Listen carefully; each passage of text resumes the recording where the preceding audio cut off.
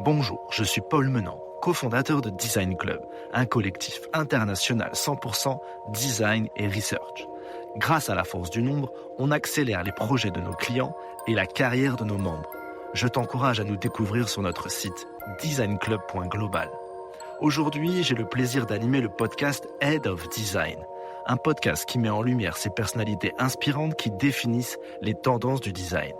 Vous découvrirez leur parcours, savoir-faire et les convictions qui les animent, tout en partageant leurs bonnes pratiques et recommandations.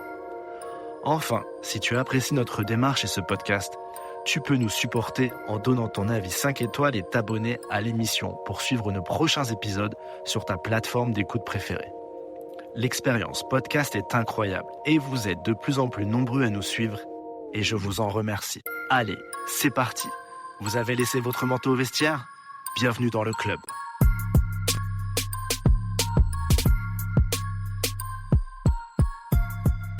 Aujourd'hui, nous recevons Lorenzo Palacios, Head of Product Design chez Bonjour RATP et Mappy, et le nouvel invité de ce podcast.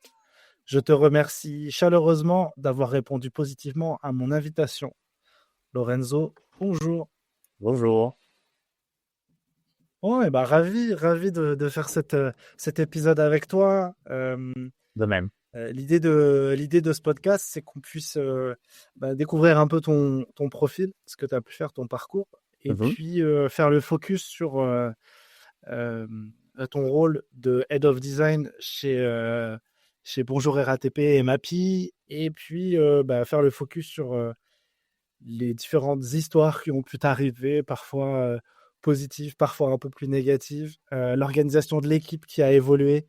Et puis, bien sûr, on terminera par la partie recommandation, tout en passant aussi sûrement sur une partie un peu recrutement. J'aime bien avoir l'avis des recruteurs, ou en tout cas des décideurs du design qui recrutent sur des CV, des portfolios et les différents process qui peuvent exister. Ça te va ? Super. Allez, c'est parti. Allez, let's go. La première question que je vais me poser à mes invités, c'est toi, à quel moment tu découvres le design dans ta vie ? Alors, moi, quand j'étais petit, c'est vrai que déjà, j'aimais beaucoup dessiner.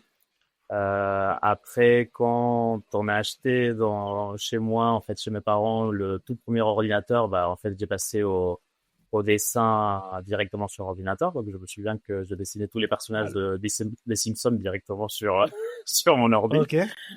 Le fameux Paint, alors même pas. À l'époque, j'utilisais un logiciel qui était un petit peu plus avancé que Paint, donc ça me permettait quand même de faire des choses sympas, ouais. Ok. Et à côté de ça, en fait, j'ai un cousin qui est architecte et qui a 11 ans plus que moi, donc le temps que lui il faisait ses études, moi j'aimais beaucoup m'asseoir à côté de lui et voir comment il dessinait en fait ses plans directement sur AutoCAD. Donc tout ça, je pense que ça a influencé beaucoup. Même quand j'étais au lycée, j'aimais beaucoup aussi tout ce qui était dessin industriel. Et au moment de choisir mes études, j'ai vraiment failli de vouloir devenir architecte. Mais finalement, comme j'étais aussi en parallèle très geek, donc voilà, j'aimais beaucoup l'informatique, tout ce qui était gadget et compagnie. Je suis parti plutôt sur la voie de l'ingénierie. Donc, j'ai fait des études d'ingénieur télécom.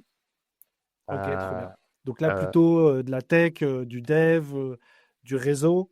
Tout à fait, tout à fait. Et c'est exactement ça, en fait. Dans tout ce qui est ingénieur télécom, en fait, on considère qu'il y a 3 grosses branches. Donc, la partie purement communication, donc tout ce qui va être antenne, les ondes et compagnie, l'électronique et l'informatique et le réseau. En fait, pas de souci. Et en fait, tout au long de mes études, à un moment donné, presque à la fin de mes études d'ingénieur, en fait, j'ai fait un petit cours qui était complètement optionnel, qui s'appelait Design d'interface en machine. Et évidemment, à l'époque, on les appelait comme ça, interface en machine. Bien sûr. Et c'est là où j'ai eu un petit moment de révélation. Je me suis dit, mais c'est vraiment ça ce que je vais faire. En fait, c'est à ce moment-là que je me suis rendu compte que finalement, je m'intéressais pas plus que ça à comment la technologie est construite, mais plutôt comment on peut s'en servir de cette technologie. Ok. Et donc, du coup, jusqu'à là, j'étais à Madrid parce que je suis d'origine espagnole. Oui.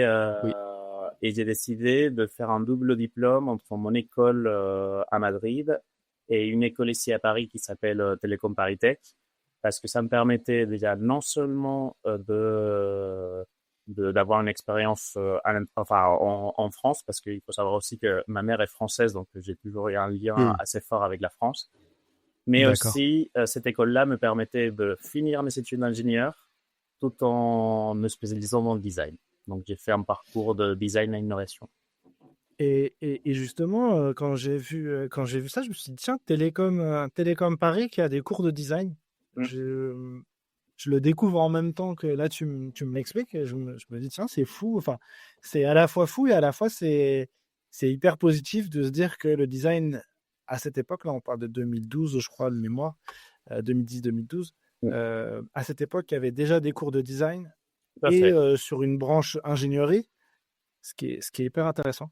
Après, c'est vrai que ça va, enfin, les études autour du design que j'ai pu mener là-bas, ils n'étaient pas autant Très orientés poussé. typiquement sur le design graphique et les outils, mais voilà, D'accord. plutôt le côté stratégique, innovation, Ok. toute la partie, enfin, on va dire, mettre les mains sur, sur les outils, c'est quelque chose que j'ai fait à côté tout au long de mes expériences. D'accord. Et pour démarrer ta carrière, bah, comment ça se passe? Quel type de choix tu fais? Quel type d'entreprise? Dans quel type d'entreprise tu rentres? Bah, moi, j'ai eu la chance de tomber sur des profs à Télécom Paris Tech qui m'ont mis en contact avec différentes agences. Et finalement, j'ai fait un stage de fin d'études à l'agence Atoma, qui aujourd'hui s'appelle Assist Digital. Et c'est là où j'ai fait voilà, c'est ma toute première expérience professionnelle et je pense que j'ai eu énormément de chance de tomber là-dedans parce qu'il y avait Trop un bien. niveau de qualité, d'exigence assez élevé et Ok, ça m'a beaucoup marqué.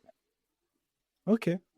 Et donc là, tu travaillais pour des clients enfin, en prestation, en régie, comme on dit, Alors, dans leur équipe, où tu étais un peu en mode forfait dans les locaux de l'entreprise de on chez était, Atos, voilà, où tu produisais à distance. on était vraiment dans un fonctionnement très agence. Mhm. À Thomas, en général, au moins à l'époque, il travaillait beaucoup sur des projets qu'on va dire de dizaines d'informations en général, donc notamment la signalétique des réseaux de transport. Donc pour la petite anecdote, la toute première fois que j'ai travaillé pour la RATP, c'était chez Atoma. En fait, j'avais Ah, donc collaboré sur... ça te suit depuis un moment alors. Tout à fait. En fait, on avait enfin, j'avais collaboré sur le projet de la refonte de la signalétique de la salle d'échange des Halles. Donc, la salle d'échange des Halles, pour les gens qui connaissent pas Paris, c'est une salle d'échange où il se croisent trois lignes d'RER et plusieurs lignes de métro. Et donc, du coup, c'est la salle la plus traversée du réseau.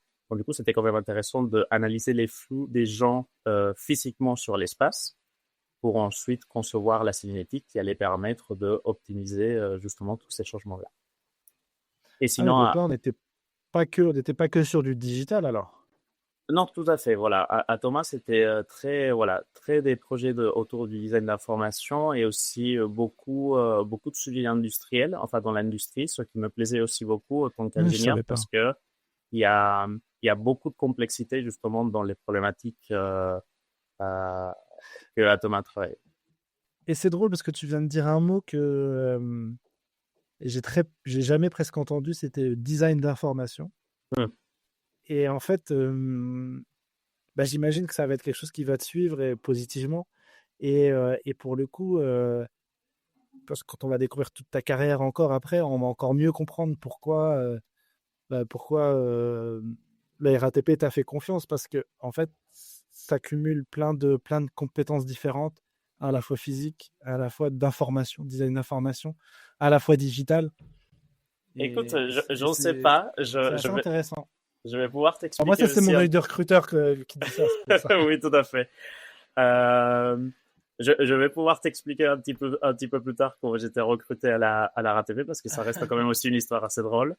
Mais Ok. effectivement, à Thomas, voilà, quand je parle de design d'information, c'est vraiment l'arrière, enfin, c'est vraiment une expertise, une spécialisation dans le design de comment on structure l'information et notamment dans des sujets de signalétique.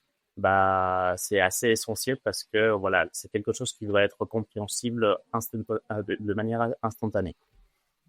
Et ouais. Et donc, ensuite, j'ai vu tu intègres Accence, C'est ça, qui est donc l'ancien Devoteam Creative Tech. Euh, c'est et là, exactement tu ça. rentres dans le monde du consulting plutôt digital.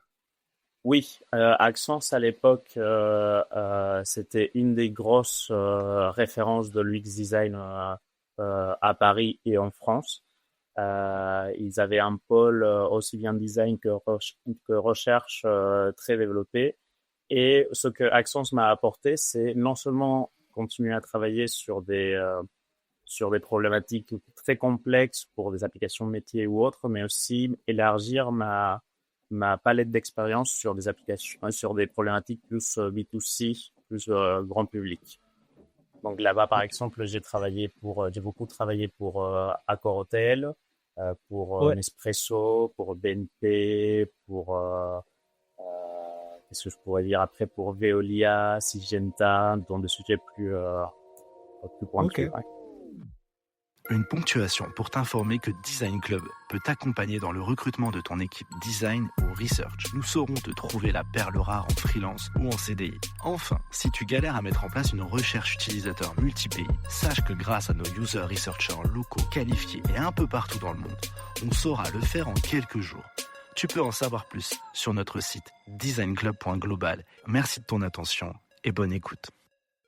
Et c'est là que c'est ici que tu vas découvrir un peu le, vraiment les différentes méthodes de design thinking, justement de double diamant, peut-être et tout ça allié au digital, ou est-ce que c'est vraiment des choses que tu avais déjà bien pris en compte chez Atoma Les, et les voilà. principes étaient Est-ce que c'est déjà. vraiment un moment où tu évolues, ouais. Alors, les principes évidemment du design thinking, on les appliquait déjà chez Bien sûr. Atoma. Après, bien évidemment, c'est quelque chose qui a évolué encore plus côté Accence parce que, comme je dis, il y avait toute cette équipe dédiée à la recherche qui était très intéressante et avec qui on collaborait très très bien. Mais justement, en fait, chez Accence, moi, j'ai eu entre guillemets, ma première évolution professionnelle au sein de la même entreprise parce que au tout début, je les ai rejoints tout simplement comme un UX designer. Et au bout d'un an et demi, je crois, je suis devenu lead UX designer parce que justement, moi, je m'intéressais beaucoup à une nouvelle manière de faire les choses. C'est-à-dire, je considère que à un moment donné, chez Accence, on était tombé trop dans le piège de faire presque tous les projets de la même manière. Et donc du coup, bah, il y avait nouvelle méthodologie que je voulais tester. Donc du coup, l'agence m'a donné la chance de devenir lead UX de l'Accence euh, pour justement faire évoluer nos méthodos et nos outils. Et donc là, lead UX d'Accent, ça veut dire des lead UX pour leurs clients et aussi en interne pour réfléchir à comment on répond aux appels d'offres de façon C'est exact, qualitative. c'est exactement ça. Ok. Un C'est-à-dire peu moi, d'avant-vente chez ces choses-là. voilà, autant que lead UX designer d'Accence, j'étais énormément sur les appels d'offres. Quelque chose que personnellement m'a toujours stressé, mais que historiquement, j'ai eu de très bons résultats. Donc ça va. D'accord.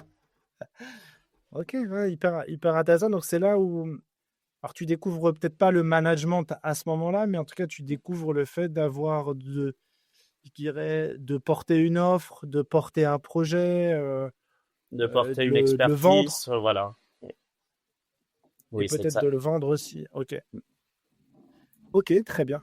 Euh, Et donc du coup, et puis, après, ouais, voilà, vas-y, ouais, justement, j'allais te demander la suite. Je vois du Neuroon et je vois du EDF. tout à fait. Bah, du coup, en fait, après, j'ai été contacté par Publicis Modem. À l'époque, ça s'appelait ça s'appelait comme ça, donc une agence du réseau, enfin de l'univers Publicis, qui très rapidement, effectivement, est devenue Neuron Paris suite au rachat du réseau Neuron Par de la Publi- part de Publicis. Ouais, c'est ça, par Et, Publicis.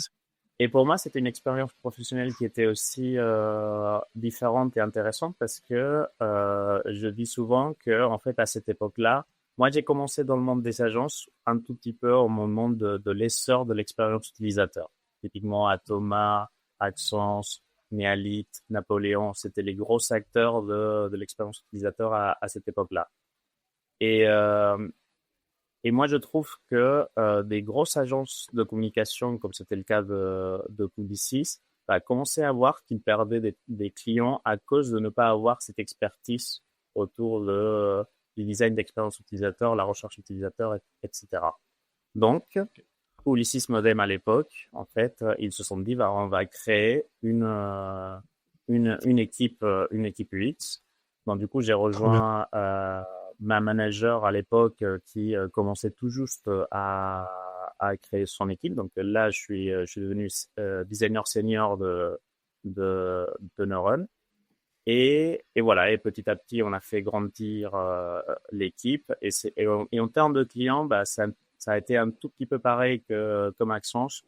Euh, Beaucoup de clients, un grand public, et notamment, j'ai travaillé à nouveau pour Accor. Accor, c'est aussi une marque qui me suit dans ma carrière. Ok. Mais quelque chose qui a été aussi très important après pour la suite, ça a été le compte des SNCF. Parce que, voilà, Publicis Modem slash Neuron venait tout juste de gagner une grosse appel d'offres pour être l'agence des SNCF. Et donc, du coup, moi, j'ai travaillé énormément sur beaucoup de projets de SNCF, surtout pour des applications métiers pour différents départements chez eux. Et ça reste quand même une petite source de fierté pour moi parce que là, on était en 2015.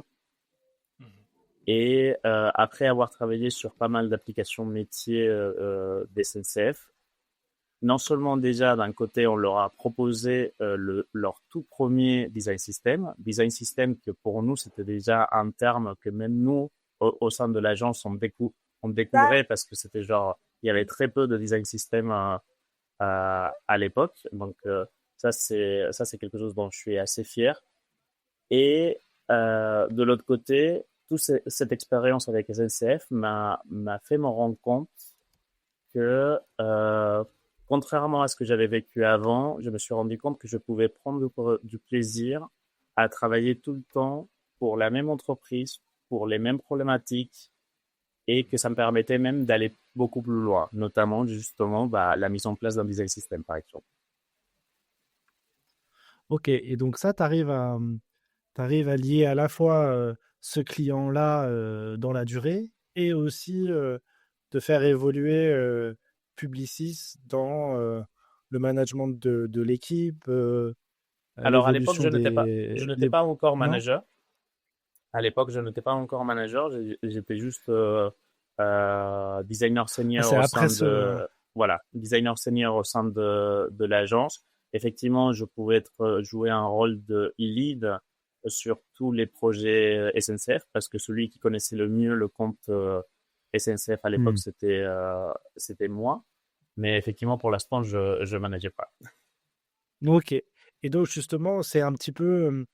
j'imagine que c'est ton travail sur ce client-là qui va être eh ben, mis en avant et qui va être récompensé par ensuite le fait que tu évolues dans un rôle de manager pour Publicis. Et là, c'est plus du tout Neurone, c'est Publicis Sapient directement.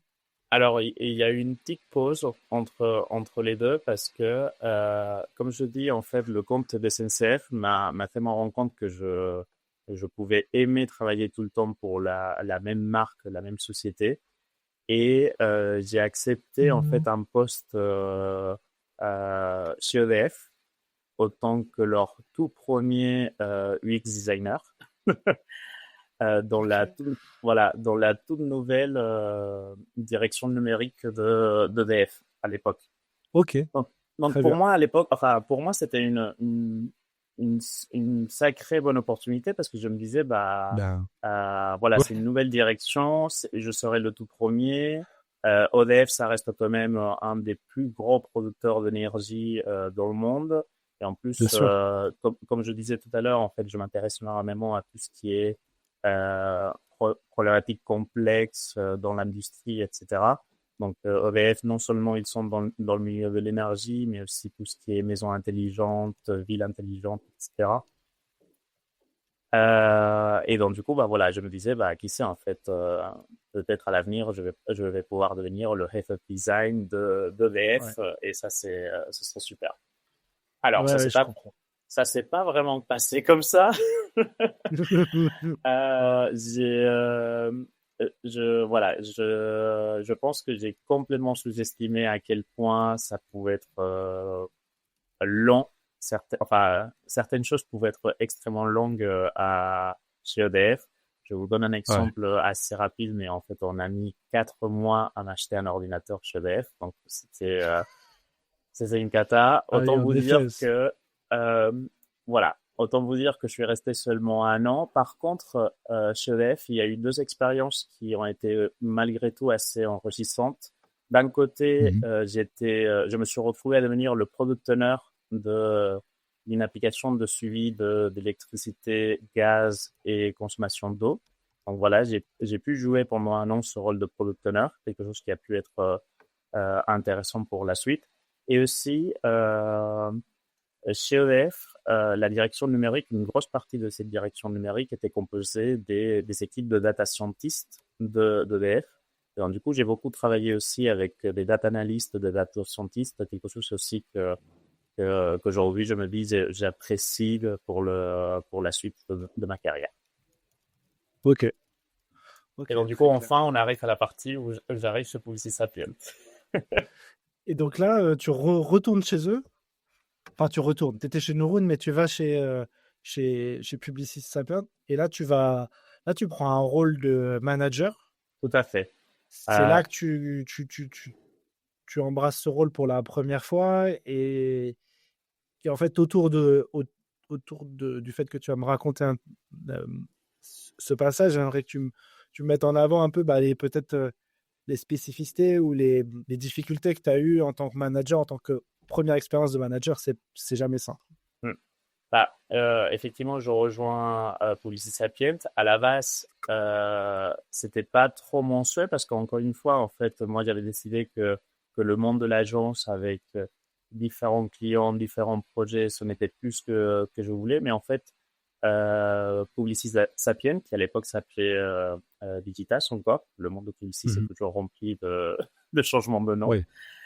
Euh, En fait, Publicis Sapient venait de gagner un gros client qui était le compte d'Intermarché.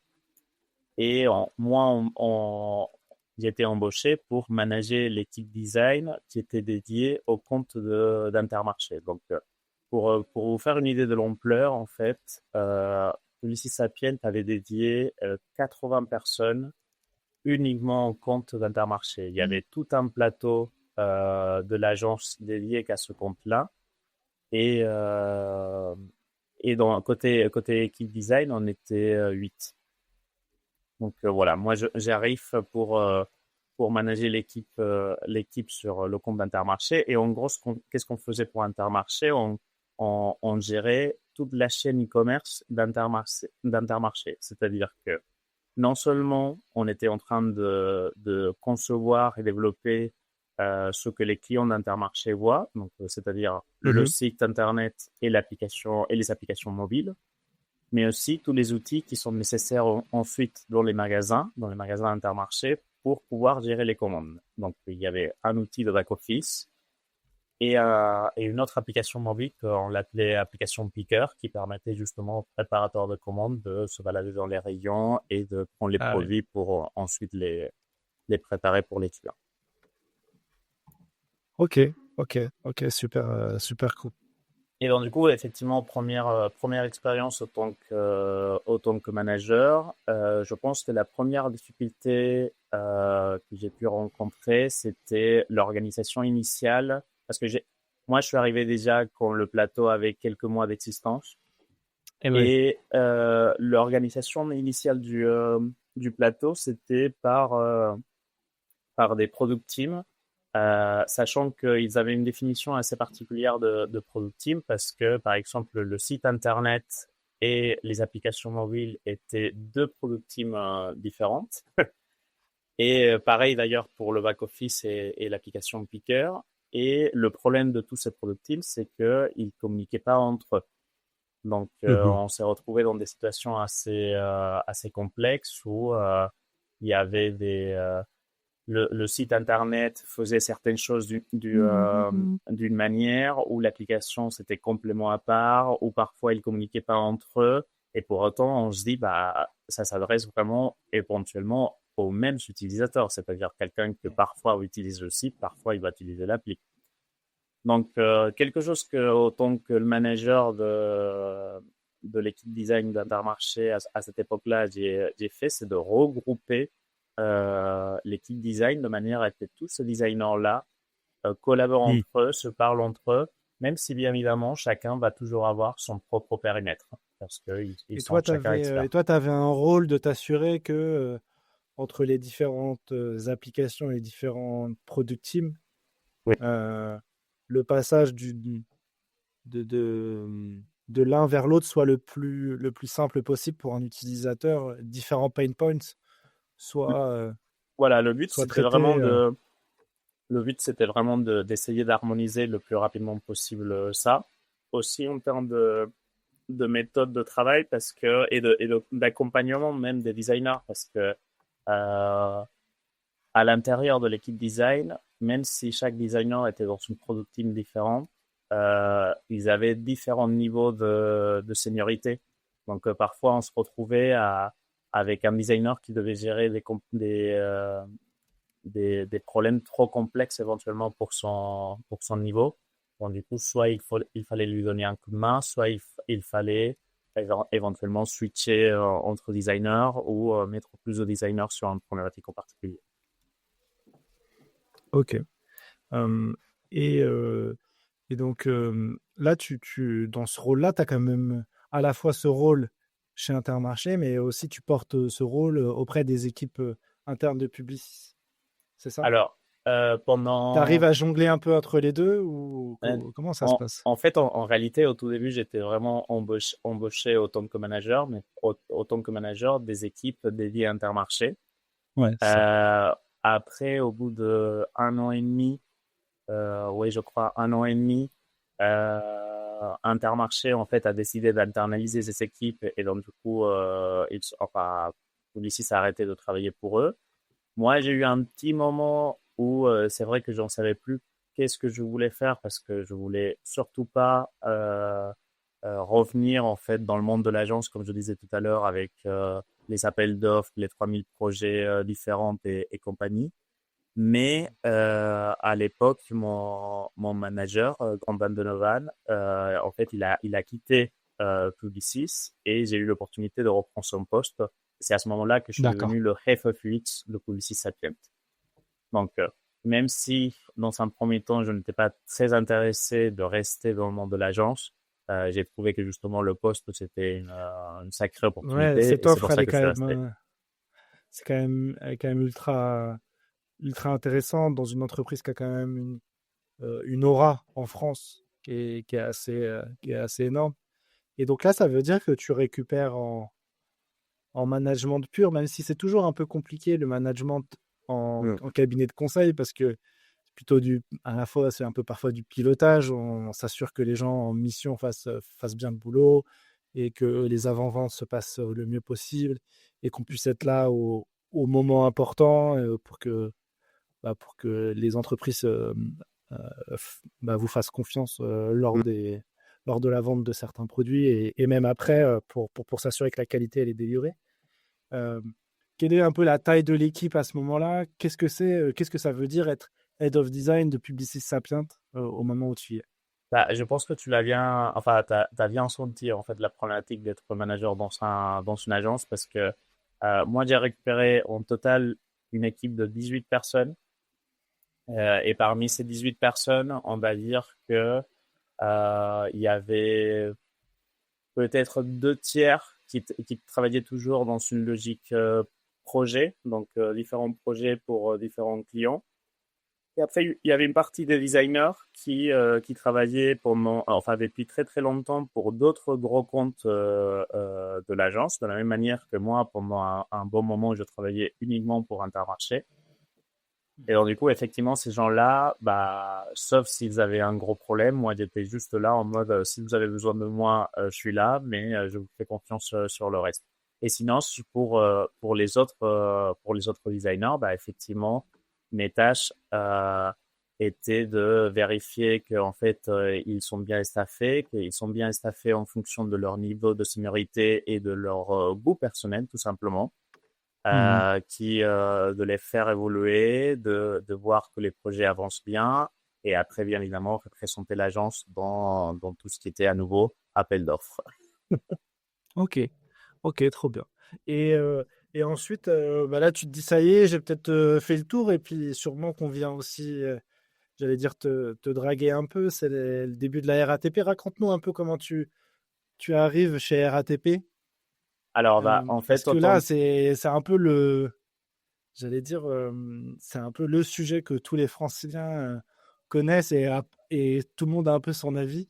oui, tout à fait. J'imagine que c'est un peu comme la SNCF avec SNCF Connect. C'est-à-dire que tout le monde a, il y a autant d'avis que de personnes, quoi, j'allais dire. C'est un sacré challenge. Raconte-nous un petit peu Bah, comment tu l'acceptes. l'histoire qui est quand même drôle, c'est que le temps que j'étais head of reach de Publicis Sapient, en fait, à côté, moi, je donnais des cours à l'école multimédia dans une formation de designer. Et en fait, j'étais dédié à un cours qui était enfin, ils avaient deux gros projets tout au long de l'année. Donc, du coup, moi, j'étais responsable de un de ces projets, de piloter un de ces projets-là. Et en fait, le projet que je leur donnais toujours à faire, c'était refaites-moi l'application de la RATP. Pourquoi j'avais choisi Incroyable. voilà, pourquoi j'avais choisi ce sujet-là? Parce que déjà à l'époque, l'application de la RATP, elle était particulièrement vieillotte. Et en plus, pour des élèves d'une école, tout ce qui va être la partie recherche et accéder facilement à des Oui, utilisateurs, la RATP se prête énormément parce que on peut faire très facilement des guérillas tests, par exemple. bien sûr. Mais sinon, en fait, en tant que head of UX de Publicis Sapient, en fait, comme je disais tout à l'heure, je travaillais beaucoup aussi sur des appels d'offres. Donc, j'ai travaillé sur une grosse appel d'offres pour McDonald's France. Et l'appel d'offres qu'on a gagné après, c'était justement celle de la RATP. Et alors, pourquoi la RATP cherchait une nouvelle agence pour notamment son application? C'est parce que la RATP en juin 2019, et ils ont fait une grosse refonte de l'appli et une refonte qu'ils ont fait en collaboration avec une autre agence design. Et je dis très souvent que il y avait des choses qui étaient très intéressantes dans cette nouvelle refonte, mais il y avait aussi des parties pris design qui étaient très risquées et que effectivement se sont mal passées une fois que ça a été lancé. En fait, tout à l'heure tu parlais des SNCF, des SNCF Connect, et en fait la RATP en juin 2019 a fait un coup similaire à ce qui s'est passé avec SNCF Connect il y a juste quelques années. Donc, du coup, qu'est-ce qui s'est passé? Ben, en juin 2019, la nouvelle appli, elle est sortie. À l'époque, l'application vieillotte dont je parlais tout à l'heure, elle profitait quand même de plutôt bonnes notes sur les stores. En fait, elle avait 4,2 étoiles sur 5. Donc, c'est assez acceptable, surtout quand tu t'appelles RATP ou dès l'instant qu'il y a un retard, dès l'instant qu'il y a un problème, bah, l'appli reçoit un coup au niveau des notes. Mais en juillet, c'est-à-dire un mois plus tard, à cause de cette refonte, les notes sur les stores, ils ont shooté de 4,2 à 1,3. Donc, ça a été une grosse chute, accompagnée aussi d'une grosse perte de trafic parce que il y a énormément d'utilisateurs de la RATP qui se sont qui sont allés voir en fait la concurrence avec Google Maps, Citymapper et compagnie. Et c'est ça justement qu'a fait la RATP, de chercher une nouvelle agence, lancer l'appel d'offres et moi j'étais dessus. Donc moi au tout début, je n'étais pas censé travailler sur la RATP. Encore une fois, j'étais le head of rigs de l'agence et je n'étais pas sur des prestations directement. Mais fin 2019, début 2020, à ce moment-là, on n'avait pas le staffing nécessaire. En fait, tous les designers étaient staffés sur d'autres projets, ce qui à la limite c'est positif. Et donc du coup, j'ai décidé d'y aller 2 semaines à la RATP avec. À l'époque, je suis parti uniquement avec ma stagiaire de l'époque. Et ces 2 semaines sont devenues 2 mois, et les 2 mois sont devenus une proposition d'embauche de la part de la RATP. Ah ouais, Oh, incroyable. je pensais que j'ai plutôt bien fait mon travail au tout début. Et donc là, tu te dis, tu te dis let's go. Raconte-nous un peu au moment, même si tu nous as un peu expliqué là, au moment où tu arrives, la baisse de la note, etc. J'imagine que tous les voyants sont au rouge, que l'équipe elle doit être un petit peu, elle doit se poser des questions à la fois sur eux-mêmes, leurs compétences, ce qu'ils savent faire, etc. Et à la fois, il faut sûrement redonner de la confiance parce que c'est peut-être quelques choix stratégiques qui n'ont peut-être pas été les bons. Euh, voilà, raconte-nous un petit peu, toi, ce que tu arrives et en fait, ce que tu mets en place vite dans l'équipe pour que celle-ci, elle évolue. Oui. Bah, effectivement, le contexte, il était assez difficile. Même la toute première demande qu'on nous a fait côté RATP, c'était de refaire complètement l'appli. Ce que moi j'ai dit très rapidement non, parce que c'était genre non, mais on vient de sortir d'une refonte entre guillemets ratée, on va pas prendre le risque de faire une nouvelle refonte, parce que même si j'ai beaucoup de confiance dans mes compétences, je suis pas du tout à l'abri de me planter à nouveau, et là ce serait carrément la fin définitive du numérique à la RATP. Donc en gros, on a récupéré ce qu'il y avait, on a analysé ce qui n'allait pas, et on a commencé à chercher des petites solutions à mettre en place pour redresser un petit peu la situation. Donc, par exemple, à la sortie de cette nouvelle version de l'appli de la RATP, il y avait notamment des gros problèmes de navigation. L'application avait été conçue en mode one page, ce qui était original, encore une fois intéressant, mais qui posait quand même pas mal de problèmes de navigation aux utilisateurs pour accéder très rapidement aux différentes informations. Donc, solution très simple qu'on a mis en place, tout simplement une navbar, une barre de navigation toujours présente, peu importe tu te retrouves à l'intérieur de l'appli. La recherche d'itinéraire, qui est un petit peu la fonctionnalité phare de n'importe quelle application de transport, elle avait aussi des problèmes de navigation, elle avait aussi des gros problèmes techniques derrière, parce que à l'époque, l'application de la RATP était capable de te donner des itinéraires complètement absurdes pour aller d'un point A à un point B. Donc ça, c'était quelque chose que côté technique a été aussi réglé. Mais en gros, cette recherche d'itinéraire a été aussi refaite pendant ce temps-là. Et Donc en juste... fait, je me permets de te couper pour reformuler un petit peu ce que tu nous dis. C'est au final, au lieu de, ok, il y a eu un premier Big Bang qui n'a pas marché, au lieu d'en faire un deuxième, peut-être à côté, en laissant le premier Big Bang continuer à vivre et peut-être de mal vieillir, continuer de mal vieillir, pour en créer un second. Toi, tu as fait plutôt le choix de te dire, travaillons sur ce qui a déjà été refait et faisons des améliorations ergonomiques UX. J'imagine que vous avez dû faire des audits UX assez poussés avec les différents critères heuristiques, etc., pour se dire, OK, sur quoi il faut revenir à la base. J'imagine aussi beaucoup de benchmarks et faire ces petites évolutions, des quick wins au fur et à mesure pour revenir à une application acceptable pour ensuite aller encore plus loin d'une application agréable. Oui, en fait, en gros, ce qu'on a commencé à la RATP, c'est d'avoir une vraie démarche produit, c'est-à-dire avoir une démarche d'amélioration continue au lieu d'arrêter avec cette logique de une grosse refonte où on ne sait pas si ça va bien se passer ou si ça va être une catastrophe. Et après, ce qui est aussi, j'allais dire marrant, mais en fait, pas du tout, c'est que au sein de la RATP, ils étaient conscients que il prenait énormément de risques à sortir cette version de l'application dans l'état en juin 2019 parce que les gens qui travaillaient sur cette application, les designers qui travaillaient sur ces applications-là avaient quand même bien fait les choses et ils avaient fait des différentes études, aussi bien avec des utilisateurs qu'avec des agents RATP de manière quali et conti. Et toutes ces études, en fait, ils avaient déjà montré une grosse partie des problèmes que ensuite, à partir de juin 2019, ils ont commencé à suivre tous les utilisateurs de la RATP.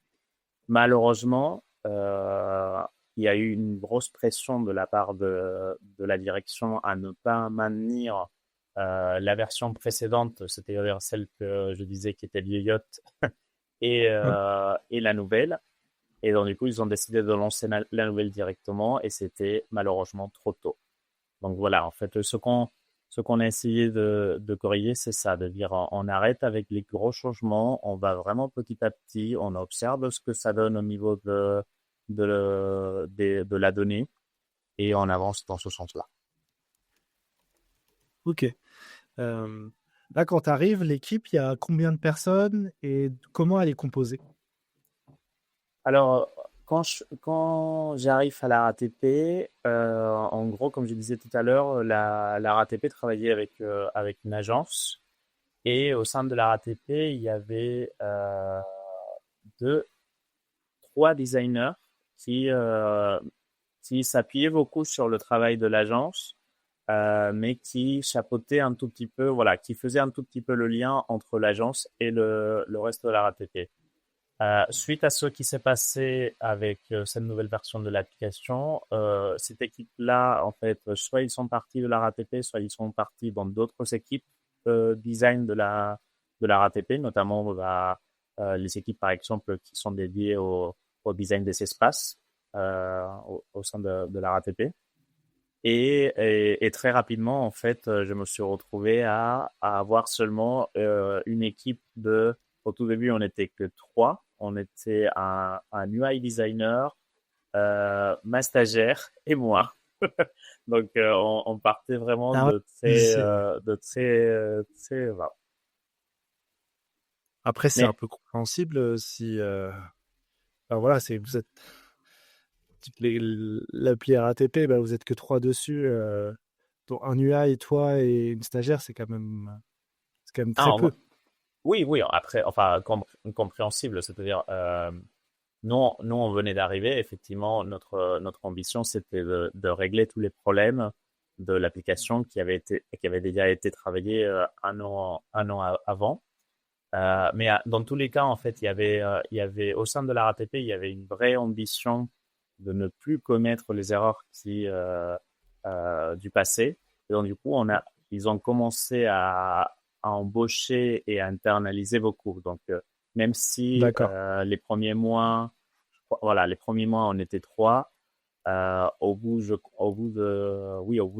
quelques mois, en fait, on a déjà atteint les 8-10 personnes, le max que la RATP, enfin le max que depuis les 4 ans et demi depuis que je travaille à la RATP, le max que l'équipe de RATP a eu, c'est 10 designers dans l'équipe. Combien? 10. D'accord. Okay. Et aujourd'hui, on est 8. Donc, justement, est-ce que tu peux nous raconter un peu l'évolution de cette équipe? Aujourd'hui, vous êtes 8. Quel type de profil tu as fait rentrer avec toi? Dans un premier temps, en fait, je me suis concentré à embaucher surtout des profils plus seniors, donc des profils qui allaient m'aider en fait à structurer et à gérer pas mal de problématiques qu'on pouvait avoir côté l'appli.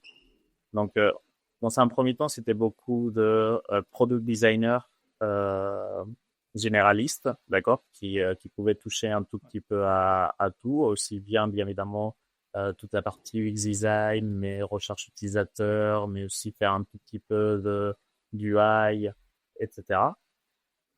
Il y a eu un moment où on avait une ambition d'aller très fort dans tout ce qui était contenu éditorial, Wordin, et on a embauché une UX writer au sein de l'équipe.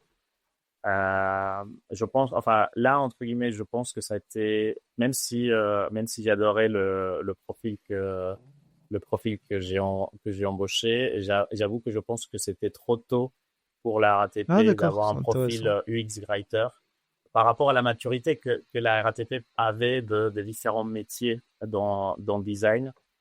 Et donc, du coup, parfois, c'était compliqué de défendre, en fait, la nécessité de ce rôle-là. Donc, notre UX writer, à un moment donné, elle est partie. Et après, en fait, on s'est retrouvé à fin 2020. La RATP, en fait, a racheté Mappy. Et on s'est retrouvé à fusionner les équipes design de la RATP avec la toute petite équipe design qu'il y avait côté Mappy. Mais bon, là, j'ai récupéré à nouveau un UX designer et un UI designer, plus un alternant. Et le dernier embauche que j'ai fait à la RATP, ça a été notre première UX researcher, un profil qui était aussi très intéressant parce que c'était une ancienne data analyst qui voulait devenir UX researcher. Et donc, du coup, Ouais, j'ai super. trouvé qu'il y avait un profil très intéressant pour nous. Ok. Et donc, justement, au cours de ces différentes années, vous allez passer par le moment du Covid. Mm. Vous allez donc à gérer. Il va y avoir l'évolution de l'appli.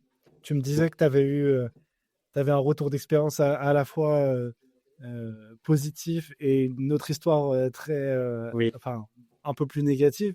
Est-ce que justement on peut faire peut-être le focus sur le retour d'expérience, je dirais positif d'abord?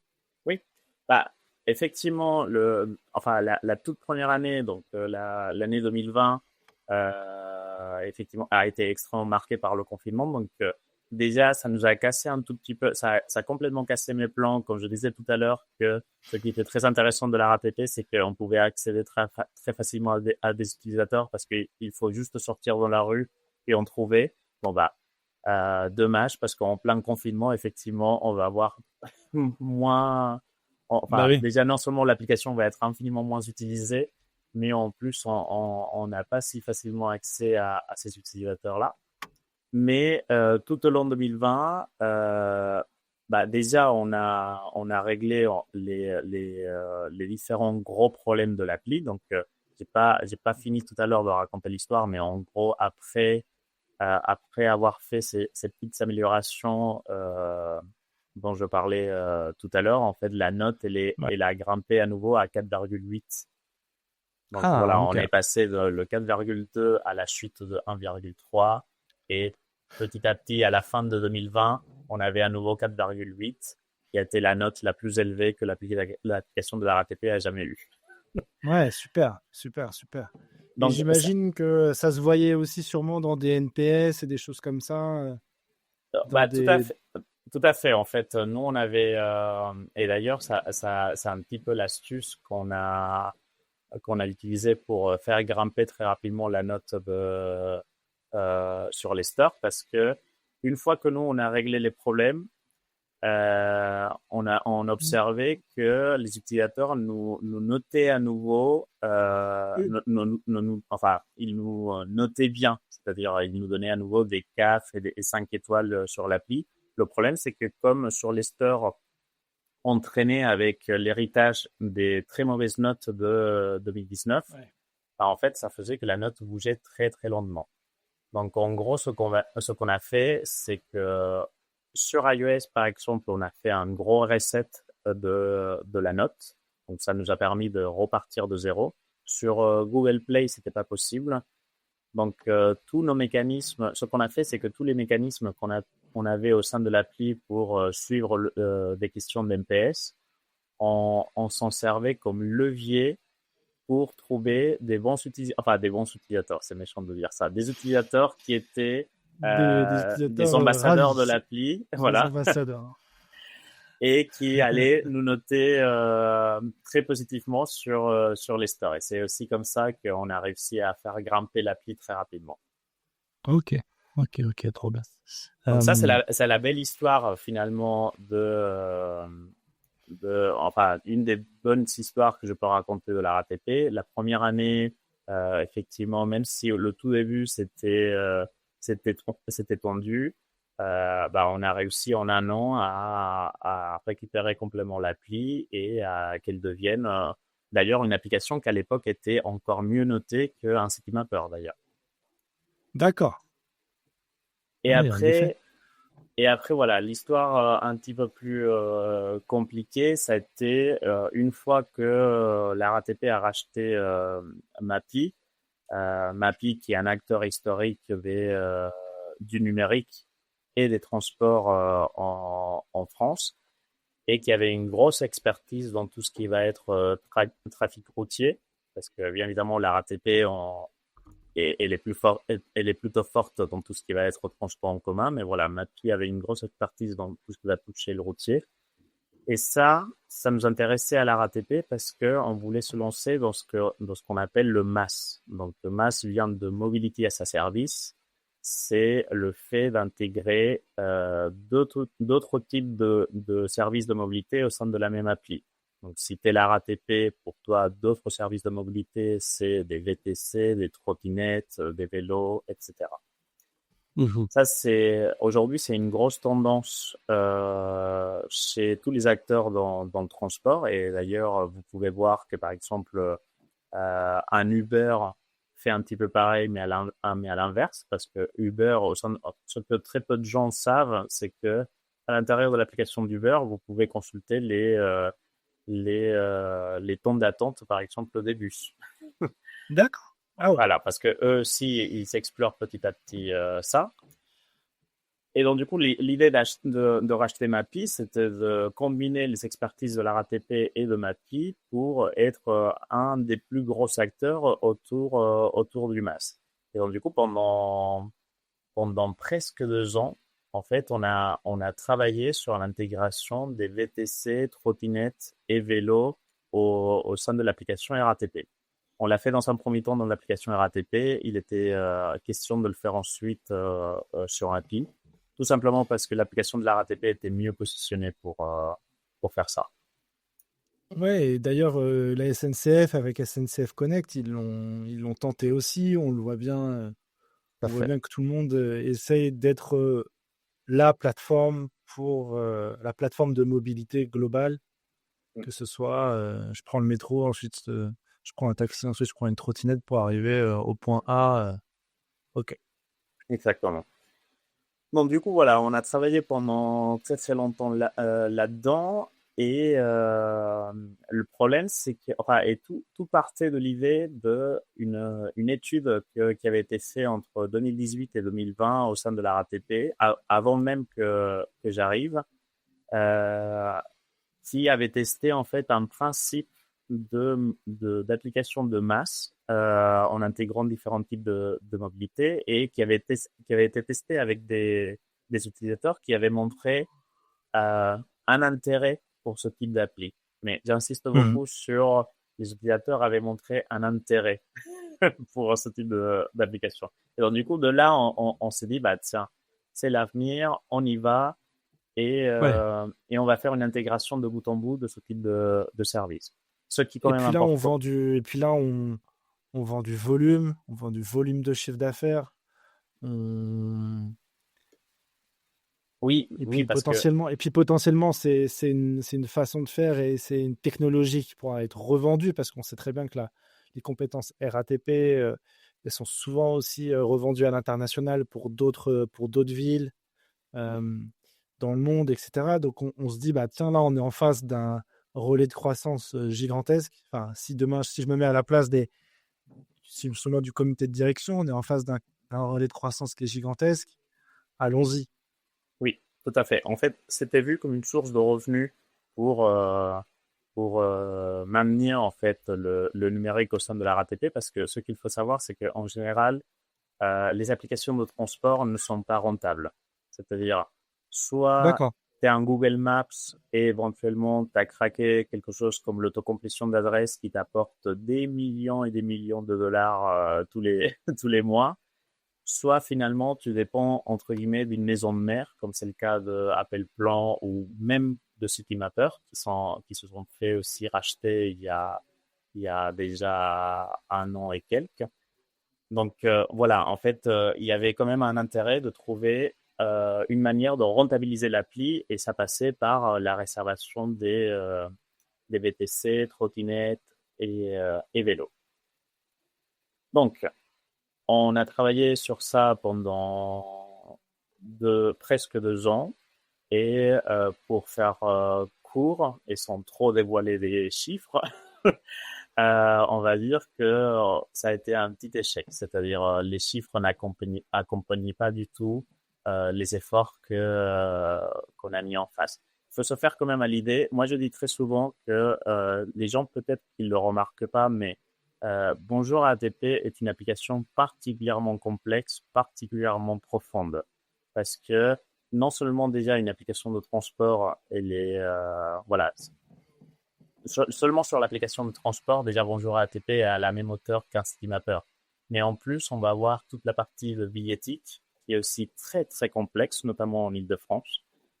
Et à ça, nous, on avait rajouté toute la complexité d'un Uber, d'un Line, d'un Dot. Voilà, en fait, il y a plusieurs applis au sein de l'application Bonjour ATP.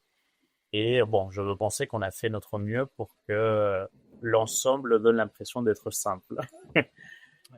Mais voilà, énormément d'efforts pour finalement des chiffres qui n'étaient pas en face. Et donc, du coup, en fait, à ce moment-là, j'ai euh, j'ai voulu refaire des études pour mettre en question en fait l'intérêt de cette démarche du MAS au sein de la RATP pour nous intéresser si non seulement il y avait un intérêt de la part des utilisateurs, mais si cet intérêt pouvait vraiment à un moment donné se transformer en vraie réservation et donc du coup en vrai achat. Et, euh, et voilà, et malheureusement, ce qu'on a découvert, c'est que déjà 90%, enfin 89% des utilisateurs de l'application de la RATP n'utilisaient pas autre chose que des transports en commun. Donc déjà, dans leur quotidien, ils prenaient jamais ni trottinette, ni VTC, ni vélo. Donc déjà, ça part très très mal. Parmi le 10% restant, il y avait effectivement des gens qui prenaient de temps en temps la trottinette vélo, mais avec des fréquences pas très très élevées non plus. Il faut quand même garder en tête que l'application de la RATP s'adresse à une population très très large. Et, euh, et déjà, les utilisateurs qui prennent ces services de mobilité, bien évidemment, ils vont avoir ses propres habitudes et ils vont se servir des applications, notamment des marques directement. C'est-à-dire, si je veux un Uber, j'utilise l'appli d'Uber. Si je veux une trottinette Lime, j'utilise l'application de Lime. Aujourd'hui, cette notion de application qui agrège tous les services de mobilité n'est pas encore très bien compris de la part des utilisateurs. Donc, Oui, et cette étude, malheureusement, est puis, arrivée trop tard. ouais, déjà, de se dire, bon, déjà, on part sur 10% des utilisateurs de la RATP, déjà, ça réduit quand même beaucoup le volume. Et, euh, et ensuite, est-ce que mettre ça sous l'égide de la RATP, ça avait du sens? Et peut-être mettre ça start-up un peu à côté, un peu une sorte d'incubation d'un autre qu'on aurait Mais pu appeler peut-être un peu différemment. Ça aurait peut-être eu plus de sens. Mais c'est sûr que d'avoir ce comparateur de mobilité, on imagine que ça peut faire sens et à la fois les habitudes sont maintenant tellement ancrées que Oui, c'est voilà. En peut-être. fait, le fait de s'appeler RATP, ou dans ce cas-là, bonjour RATP, parce que d'ailleurs, c'est à ce moment-là où on a fait le changement de marque. Euh, le fait de t'appeler RATP, c'est une force ou une faiblesse, surtout quand tu te lances dans le cas du MAS. C'est-à-dire, autant qu'à RATP, t'es l'acteur incontournable des transports en commun, mais de l'autre côté, t'es identifié uniquement sur les transports en commun. Ouais. Ok. Donc au final, c'est un projet qui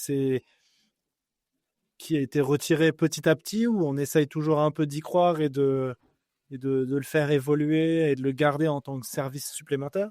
On continue à le faire évoluer, mais effectivement avec beaucoup moins d'ambition Ouais, qu'avant. d'ambition, d'investissement. En plus, en fait, il y a des choses qui dépendent pas uniquement de nous. Par exemple, quand on a sorti la réservation de trottinette, ben, malheureusement, cette réservation de trottinette est restée en ligne seulement quelques mois, parce qu'après, la Bah ville de oui. Paris a décidé d'interdire les trottinettes au sein de la ville. Donc, ça tombait très mal aussi pour nous. Mais effectivement, depuis en fait, on s'est reconcentré sur des problématiques plus sur l'information voyageur. Qu'est-ce que je comprends par information voyageur? C'est le quotidien des utilisateurs des transports en commun. Ok. Pour terminer un peu l'échange sur ton expérience de Head of Design chez RATP, est-ce que si on parle un petit peu de recrutement, Mm. j'aimerais avoir toi ton avis sur qu'est-ce que tu regardes sur un CV, un portfolio, Oui. avant de te dire bah tiens, j'ai envie de rencontrer cette personne. Une dernière ponctuation pour t'informer que toi aussi, en tant que designer ou researcher, tu peux devenir membre du Design Club pour accélérer ta carrière et avoir accès à des opportunités uniques. Tu peux en savoir plus sur notre site designclub.global et via les liens en description de l'épisode. Merci de ton attention et bonne écoute.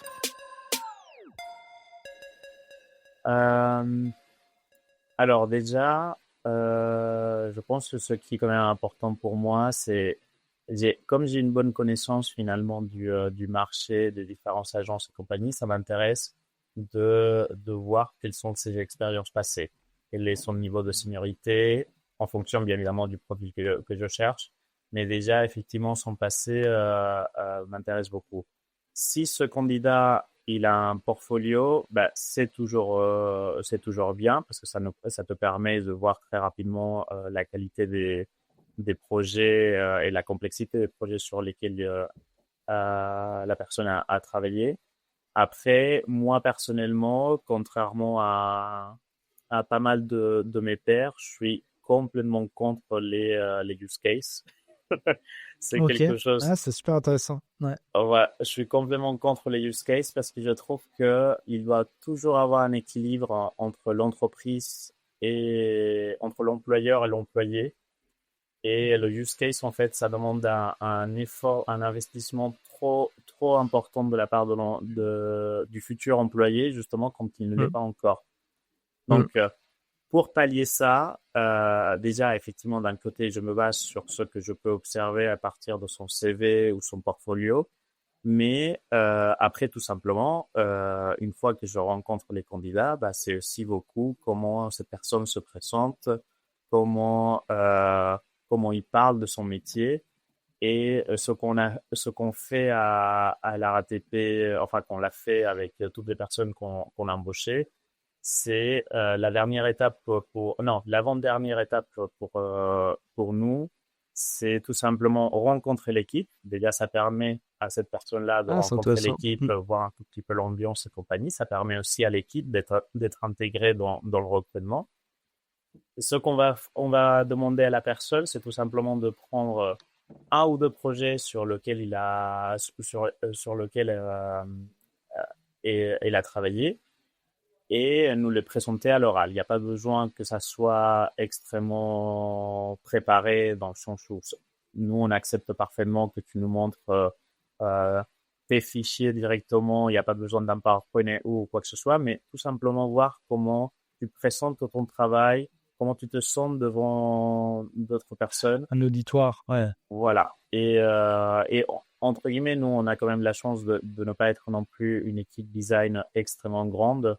Donc, ça fait pas non plus un gros jugement. Ça reste quand même un exercice qui est quand même important au sein de la RATP parce qu'on va faire face constamment à parler à d'autres gens. Et ça, c'est une compétence qui m'intéresse particulièrement. C'est un peu comme, ouais, faire un peu un design review Tout à fait. devant des personnes et devant des designers, devant l'équipe.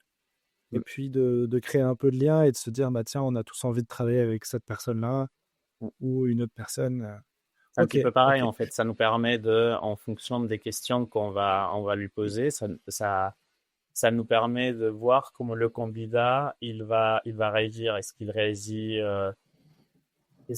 réagit intéressé ou complètement à la défensive ou est-ce qu'il a bien compris la question? Voilà, c'est que des petites choses finalement qui vont être très importantes pour le quotidien une fois que tu seras embauché. Ok. Et sur un portfolio et sur un CV, est-ce qu'il y a des do's et des don'ts que tu regardes, tu sais, sur de l'UI, sur de la méthodo? Est-ce qu'il y a des choses que tu te dis ça j'ai pas, enfin, juste visuellement, tu ne souhaites pas te projeter avec la personne? Alors, déjà sur un CV, peut-être que je suis extrêmement maniaque, mais par exemple, moi que je suis étranger, je peux pas accepter une faute d'orthographe sur un CV. Parce que je suis désolé, je me dis, ton CV, c'est une seule page. Elle doit être nickel, cette page. Donc, des fautes d'orthographe ou même des choses des choses toutes bêtes du style des textes décalés ou des objets qui sont décalés au sein de la page. Encore une fois, comme je considère que le CV, c'est quand même un élément très, très important non seulement de ce processus de recrutement, mais de tous tes processus de recrutement, je m'attends quand même que tu passes que tu prennes soin finalement de ton CV. Donc, typiquement, ce type de choses, je me dis, si sur un élément si important comme le CV, tu fais pas attention à qu'il soit nickel, ça m'inquiète justement après le quotidien dans l'équipe que voilà, tu fasses pas attention aux détails. Donc là, typiquement, au niveau du CV, je peux être parfois très, très Non, maniaque. mais moi, je suis tout à fait d'accord avec toi. Si on recrutait des profils de comptables ou que sais-je, de sales, on n'attend peut-être pas, alors sur l'orthographe, bien sûr, mais sur le côté alignement, peut-être l'architecture de l'information et tout, c'est peut-être, on aura des attentes qui seront beaucoup moins fortes. Voilà, après, typiquement, au niveau des CV, il y a des choses où c'est pareil. Enfin, je dirais pas que tout sont rédhibitoires, mais quand les candidats mettent des petites barres d'expertise à côté des outils, je trouve ça complètement absurde. C'est-à-dire, c'est complètement absurde parce que c'est genre, aujourd'hui, tu considères quoi? Que tu es 80% expert en Figma? Qu'est-ce que ça veut dire ça, en fait? Si ça se trouve que tu ne l'es pas, enfin, moi, je considère que les outils, c'est quelque chose qui peut s'apprendre. Donc, c'est même un niveau d'information qui m'intéresse pas. Et au niveau du portfolio, s'il y en a un portfolio, en fait, ce que je m'attends, c'est aussi à un certain niveau de propreté au sein de ce portfolio et surtout le fait de me raconter des histoires. D'accord? Dans le portfolio d'un product designer, il faut me raconter une histoire de quelle était la problématique, comment tu l'as abordé et qu'est-ce que ça a donné. Et ouais, moi je trouve ça super intéressant. Il y a aussi toute la partie souvent proposer peut-être une première overview du projet et puis ensuite expliquer un peu le contexte, les problèmes que tu t'es posés et en fait les réponses et les réponses méthodologiques que tu as mis en place pour répondre à ces différentes questions. Ok, bah non, mais super, très clair. Et puis bien sûr, en termes d'UI, quelque chose aussi d'agréable et d'engageant. Parce que on se dit c'est grâce à ça qu'on va réussir à donner envie aux gens demain dans une présentation d'investir du budget sur tel et tel sujet. Oui, après, bien évidemment, ça va dépendre énormément de quel profil tu es en train de rechercher. C'est-à-dire, si je cherche un UX writer, bah, bien évidemment, cette personne-là va être évaluée sur d'autres critères qu'un UX researcher, qu'un designer, par exemple. Et pareil, même au sein des designers, bah, si je veux plus ou moins une composante UI, bah, c'est aussi quelque chose à prendre en compte. Ok. Eh ben écoute, Lorenzo, on arrive sur la fin de l'échange. Mhm. Euh, J'aimerais faire le focus sur quelques recommandations que tu pourrais nous faire. Est-ce que tu as un livre ou une source d'information que tu nous recommandes de lire ou de consulter? Alors, je savais que cette question allait arriver. Donc, du coup, Aïe, je me suis dit, comment est-ce que je peux être un tout petit honnête. peu, non, un tout petit peu original. Je voulais juste être un petit peu original. D'accord. Euh, et donc, du coup, en fait, je vais recommander un livre qu'on m'a offert là à Noël. Il faut savoir que moi, j'aime beaucoup les Lego. Et, euh, et Mhm. maintenant que Lego se positionne énormément sur les adultes, bah, en fait, mon compte bancaire souffre depuis. Mais donc, du coup, en fait, ma famille m'a offert un livre qui s'appelle L'art de la minifigurine. Et en gros, c'est l'histoire de la mini-figurine de Lego. Ok. Et en fait, toutes les évolutions et surtout les débats internes que Lego a dû s'opposer en interne pour faire évoluer finalement cette pièce qui est quand même iconique de Lego. Et en fait, moi, le temps que je lisais tout le livre, je n'arrêtais pas quand même de me faire des parallèles justement à tous les débats et tous les problèmes d'organisation qu'il peut avoir autour des design systems. C'est vrai que, enfin, on utilise très souvent Lego comme une métaphore des design systems, mais ce n'est pas une métaphore en fait. Lego, c'est un vrai design system. C'est même au sein de Lego, il porte un nom, il s'appelle System in Play. Et donc, du coup, en fait, il y a la même notion de à quel moment on rajoute, enfin, on va ajouter des composants, qu'est-ce que ça va nous apporter, est-ce qu'on s'éloigne, comment ce composant-là va être, enfin, ce composant ou bloc ou minifigurine va être compatible avec le reste du système. C'est Donc, intéressant. je trouve que l'ego, qui est une métaphore qu'on utilise très souvent, parfois on l'a pas suffisamment étudié pour éventuellement avancer dans notre réflexion autour des problématiques autour des design systems. Ah, c'est super intéressant et en effet, en plus, on a l'impression que ça n'a jamais bougé depuis le début de Lego. Mais Ah en bah, fait, l'ego, j'imagine enfin, il faut quand que c'est même garder en perpétuel. tête que la première brique lancée par Lego, en fait, c'était il y a 70 ans. Et cette première brique, elle est toujours compatible avec les briques d'aujourd'hui.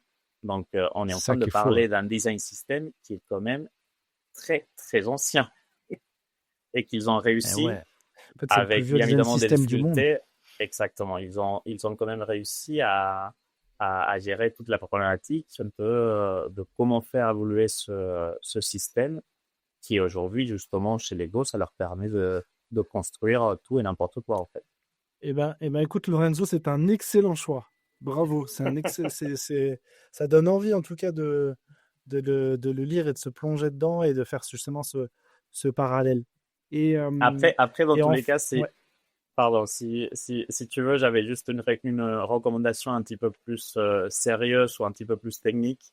Euh, je recommande à tout le monde de s'intéresser un petit peu à la maison d'édition Erol, qui publie très régulièrement des livres autour de l'UX design, et c'est des livres qui sont assez assez pointues. Et même si les personnes qui écoutent ce podcast, ils sont à Paris, d'aller voir la librairie Erol, parce que pour moi, c'est des rares librairies à Paris où les livres qui nous concernent sont bien classés, bien présentés, bien classés. C'est-à-dire, on va pas se retrouver à côté des designs des chaises, par exemple. De l'histoire de l'art. De l'histoire de l'art, voilà. Ok. Ouais, super intéressant. Ok, bah très bien. On regardera ça. Et enfin, les 2 questions les plus complexes de ce podcast. Est-ce que tu as un film et un album de musique? Alors, je pense que pour l'album, je vais passer. Je veux pas vous faire subir mes goûts musicaux. Ok. Pour les films, alors moi en ce moment, enfin peut-être là en ce moment je suis plutôt série et donc du coup je recommande énormément la série Severance. Qui, oui, j'en ai entendu voilà, parler, ouais, bien sûr. J'adore cette série. En fait, j'adore la photographie de la série, cette ambiance Dieter Rams, Helvetica, je kiffe énormément et avec tout le mystère du style Lost. Donc j'espère que ça va pas se finir comme Lost, mais on verra bien. Et sinon, en termes de film, tiens, je vais partir sur autre chose qui est légèrement enfantin. Je vais dire Inside Out 2 en particulier. Pardon, c'est vice versa en France. Ouais. C'est incroyable. Voilà, parce que et alors pourquoi? Parce que moi voilà, comme je disais tout à l'heure, je m'intéresse énormément à rendre simples les choses qui sont complexes et je trouve que vice versa a réussi à transmettre des concepts comme les émotions, comme la mémoire, comme l'anxiété ou les schémas de pensée, des sujets très complexes en psychologie. Ils ont réussi quand même à les rendre très accessibles et voilà, j'ai vraiment adoré ces 2 films-là. Ouais, c'est excellent choix. Écoute, merci beaucoup Lorenzo, c'était un plaisir de découvrir ton parcours, ce que tu as pu faire chez RATP, et puis justement les différents défis que tu as relevés. Et donc, bah, écoute, on te souhaite le meilleur pour la suite. On continue de se suivre sur les réseaux et puis je te dis à très bientôt. Merci beaucoup, à très bientôt. À bientôt. Merci d'avoir écouté le podcast Head of Design. L'expérience à vos côtés est incroyable et je vous en remercie chaleureusement. Si tu veux aller plus loin, je te laisse m'ajouter sur LinkedIn. Je serai ravi de pouvoir débriefer avec toi des épisodes. Allez, le club ferme ses portes. J'espère que vous avez apprécié le moment et on se revoit très très vite.